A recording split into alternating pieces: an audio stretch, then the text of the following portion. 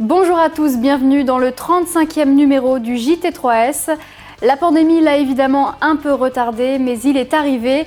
Le nouveau directeur général du groupement 3S a pris ses fonctions le 15 juin dernier. Vous l'avez sans doute déjà rencontré, et si ce n'est pas le cas, vous allez voir son portrait dans un instant. Le déconfinement s'est opéré très progressivement dans les différentes structures. Dès le 11 mai, les foyers d'hébergement se sont déconfinés, offrant la possibilité aux résidents de sortir librement ou encore d'avoir de la visite. En parallèle, les ESAT à Sarreguemines, Götzenbrück et Sarrebourg ont rouvert leurs ateliers et ont dû mettre en place des protocoles sanitaires stricts. Puis le 8 juin, c'était au tour du restaurant de l'ESAT, la Ruche Gourmande, d'ouvrir ses portes pour le plus grand plaisir des habitués. Des reportages à suivre dans ce JT.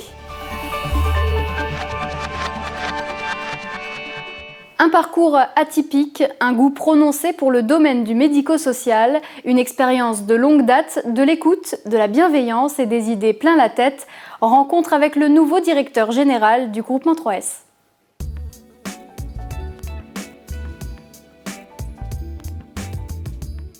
Alors j'ai un parcours professionnel assez atypique, où j'ai un début de carrière, une première partie de carrière dans la banque, donc secteur privé, commercial, lucratif. Et puis il y a quasiment une quinzaine d'années, la volonté de changer complètement de secteur, de partir sur autre chose. Et je suis arrivé dans le médico-social il y a une quinzaine d'années. Et comme j'ai l'habitude de le dire, j'y suis arrivé par hasard et j'y suis resté vraiment par goût et par volonté. Donc depuis une quinzaine d'années, j'ai occupé différents postes de direction dans 3 associations du médico-social, donc secteur personnes handicapées intellectuelles et puis secteur handicapé moteur. Et donc voilà, et puis je me retrouve aujourd'hui directeur général du groupement 3S. Je pense que je suis quelqu'un d'assez calme, qui écoute beaucoup et qui analyse. Je crois que c'est les 3 principales caractéristiques. Alors c'est pas pour ça que je boue pas intérieurement à certains moments, mais l'idée c'est vraiment de beaucoup écouter, comprendre et j'allais dire prendre le temps d'analyser et une fois qu'on a analysé, prendre des décisions. Le groupement, c'est vraiment un outil de gestion. C'est un outil de gestion au service des personnes et au service des 2 associations, évidemment, qui le constituent. Je pense que, en plus, il faut reconnaître aussi qu'il a été fait il y a aujourd'hui un peu plus de 10 ans. Et c'était quelque chose de très innovant il y a 10 ans. Donc on s'est trouvé avec 2 associations qui n'ont pas eu peur de se regrouper sous cet angle-là. Et donc pour moi, aujourd'hui, c'est un vrai outil de travail, bien conçu, bien construit, mais qu'il faut continuer de faire vivre, qu'il faut continuer de faire évoluer. Mais j'allais dire, c'est une base et un socle extrêmement solide et intéressant. Alors, au niveau projet, c'est peut-être un tout petit peu prématuré. En revanche, des pistes de réflexion et certains chantiers qui doivent s'ouvrir, oui. Grosso modo, moi, je vois il y a 2 piliers dans le groupement. Il y a les usagers et l'offre de services qui permet de les accueillir. Et puis, il y a l'ensemble des salariés qui contribuent à cet accueil. Donc, pour moi, les deux piliers, c'est d'un côté faire évoluer l'offre de services et puis de l'autre côté, maintenir et peut-être améliorer la qualité de vie au travail des salariés. Alors déjà, je voudrais les saluer, parce que je ne les ai pas tous rencontrés. J'ai vu tous les établissements, mais évidemment, voir tous les établissements, c'est un peu au pas de course. Donc on aura l'occasion de se rencontrer et de se voir dans d'autres circonstances et de manière un peu plus longue.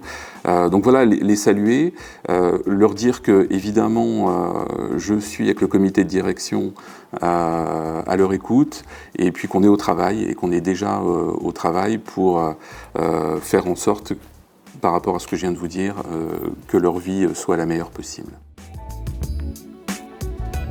Les foyers de vie du groupement 3S à Sarreguemines et à Sarrebourg ont été très marqués par la crise sanitaire. Elle a tout chamboulé sur son passage, elle a changé les habitudes et suscité l'incompréhension. Le confinement a été éprouvant et a laissé des traces dans la vie de chacun. Et désormais, un travail de réadaptation est mené afin de reprendre progressivement une vie normale. Reportage. J'étais chez mes parents et puis c'était très long parce qu'on ne pouvait même plus sortir. Du coup, en restant à la maison, on devient un peu fou des fois. Ouais. Long, ennuyant ou oppressant, c'est l'appréciation de cette période de crise faite par une majorité des résidents au foyer Bernard Meyer à Sarrebourg. L'annonce du confinement a fait l'effet d'un électrochoc. Plus de visites, plus de sorties, plus d'activités collectives, isolement des personnes à risque en chambre, un scénario angoissant et surtout à l'encontre du travail mené par les équipes jusqu'à présent, qui ont dû elles aussi redoubler d'efforts durant cette période. La plus grande difficulté, c'est que les choses changeaient au jour le jour, qu'on a eu beaucoup de travail supplémentaire en ce qui concerne les désinfections, en ce qui concerne le soin et les suivis au quotidien, puisque même les infirmiers qui habituellement interviennent dans l'établissement ne rentraient plus dans l'établissement. Donc nous avons fait aussi les accompagnements douches et soins au quotidien et tout un ensemble de choses qui a fait que ça prenait matériellement plus de temps et puis avec, faut le dire quand même, un certain stress. Un stress amplifié par la présence de cas avérés au sein de l'établissement, dont un décès. Il y a Daniel était malade, Pierrot était malade, et Francis il était malade aussi, tous malades. Aujourd'hui, la vie reprend doucement son cours. Au FESAT Les Myosotis, la reprise du travail a offert un semblant de liberté. À Sarreguemines, au foyer Charles et Marie Knell, on vit au jour le jour. Impossible de planifier les journées, alors ce jour-là, c'est coloriage et jeux de société.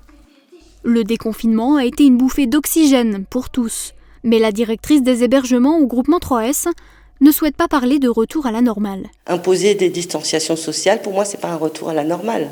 Avoir des professionnels qui accueillent et accompagnent toute la journée avec un masque, pour les résidents, c'est pas un retour à la normale non plus. Le masque reste difficile à imposer aux résidents, alors les sorties sont rares, les visites limitées à une seule personne à la fois, et des tests sont effectués dès le moindre symptôme. Face à l'hypothèse d'un potentiel reconfinement, la directrice se montre rassurante. Aujourd'hui, il y a des choses qu'on sait faire, qu'on a découvert pendant cette expérience, on va dire, traumatisante quand même, mais qu'on a découvert. On sait gérer de l'hygiène. Aujourd'hui, on s'est constitué un stock aussi de protection individuelle qu'on n'avait pas non plus au départ, ce qui était aussi très compliqué. On espère plus que tout que cette seconde vague ne vienne pas, mais voilà, il faut qu'on garde ça dans un coin de notre tête. Pour l'heure, le mot d'ordre est vigilance.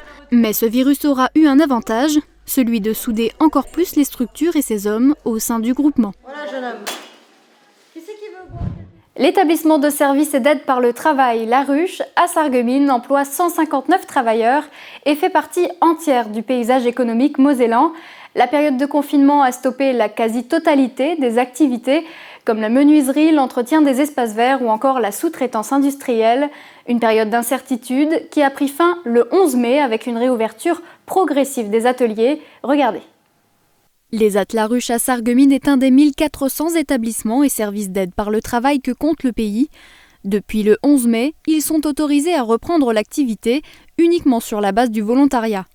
La Ruche a donc récupéré 75% de ses abeilles ouvrières, soit 120 travailleurs. Certains sont encore restés chez eux, sont relativement angoissés, donc on essaye de les faire revenir au fur et à mesure de manière très très progressive en respectant leur choix. La configuration actuelle des locaux ne permet pas d'accueillir plus de personnes. Ainsi, un roulement a été mis en place pour permettre à tous de reprendre le chemin du travail. Un soulagement, notamment pour Julien, qui travaille à l'ESAT depuis 21 ans. Ça fait deux mois et demi que j'étais à la maison. C'est un peu dur. Ouais. Je suis content de reprendre le rythme tranquillement et voilà. Pour son collègue Christophe, le retour au travail est surtout bon pour le porte-monnaie. Vous préférez être à la maison ou au travail ? Travailler. Pourquoi ? Me gagner des sous.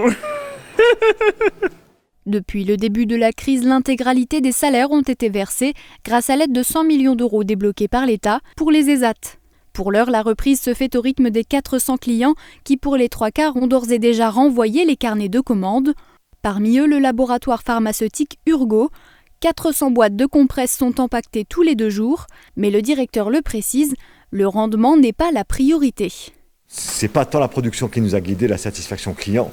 Mais au départ, c'est surtout la protection sécuritaire, l'application stricte des règles sanitaires qui nous a guidés. L'établissement a assuré une période de formation de 2 jours aux nouvelles mesures avant d'envisager un retour sur les postes de travail. Ces mesures, bien qu'un poil perturbantes, sont bien intégrées et surtout loin de freiner l'enthousiasme avec lequel ces travailleurs s'attellent à leur mission. Concernant le personnel d'encadrement, d'entretien, les moniteurs et éducateurs, ils se sont mobilisés pendant toute la période pour assurer les activités essentielles, mais aussi pour maintenir le lien avec les travailleurs. Vous avez des gens des espaces verts qui ont intégré la blanchisserie, des gens de la sous-traitance industrielle qui ont intégré la restauration. Cette pandémie a permis de montrer l'excellence de mes équipes, leur professionnalisme et leur qualité humaine. Et évidemment, je les en remercie vivement. Depuis plus de 30 ans, le restaurant La Ruche Gourmande à Sarreguemines sert environ 300 repas par jour, des repas préparés en grande partie par des travailleurs de l'ESAT. Après une fermeture forcée de 2 mois et demi, le restaurant a rouvert ses portes au public le 8 juin. Reportage. Fermé à la clientèle pendant le confinement, le restaurant La Ruche Gourmande a continué de servir les foyers d'hébergement du groupement 3S. Mais le contact avec le public, maillon essentiel de l'insertion sociale des travailleurs handicapés, a manqué. C'est donc avec une immense joie qu'ils ont repris une activité quasi normale dès le 1er juin. Ils étaient impatients de revenir et là toute l'équipe est de nouveau au complet avec nos clients qui commencent à revenir gérés par palier. Et on accueille depuis maintenant 15 jours d'ouverture, en moyenne une 50aine de clients par jour qui sont bien évidemment heureux de revenir, de retrouver les hâtes et de retrouver la qualité de nos repas. Idéalement situé, le restaurant attire surtout les travailleurs des entreprises de la zone industrielle, dont les clients historiques, Peugeot et Renault. Il nourrit aussi les 160 travailleurs usagers de l'ESAT et propose un service de traiteur et de portage de repas. Derrière les fourneaux, une équipe de 20 personnes s'attelle à la préparation et au service des repas, sous la responsabilité du chef, Armando Pescrilli. On est content, c'est sûr que c'est un autre rythme quand le restaurant est ouvert et du coup on peut montrer aussi plus de choses aux usagers et transmettre le savoir-faire de la cuisine. Et puis aussi ils sont contents, ils sont très demandeurs de ces choses-là pour rencontrer des clients, ils adorent être au contact des clients, proposer et puis c'est leur fierté. Les règles d'hygiène sont les mêmes que dans tous les restaurants. Un marquage au sol indique de rester à 1 mètre les uns des autres. Les places en salle sont réduites à 120 couverts maximum contre 200 d'ordinaire. Les entrées et les sorties sont différenciées et le masque est obligatoire. La crise sanitaire a le mérite d'avoir engendré la mise en place d'un service de drive qui sera disponible du lundi au vendredi. Les menus sont disponibles sur la page Facebook Restaurant de la Ruche Gourmande. La seule chose que je demande, c'est que nos clients qui nous ont été fidèles parmi tant d'années, qui pensent à revenir parce qu'on a besoin d'eux. Bon appétit. Les prix attractifs, la qualité des produits et l'accueil chaleureux de toute l'équipe font le succès de ce restaurant. Bientôt, l'arrivée des beaux jours permettra d'ajouter une 20aine de places en terrasse. La Ruche Gourmande, c'est l'adresse idéale pour tous les publics. C'est la fin de ce JT, merci de l'avoir suivi et à bientôt pour un prochain numéro.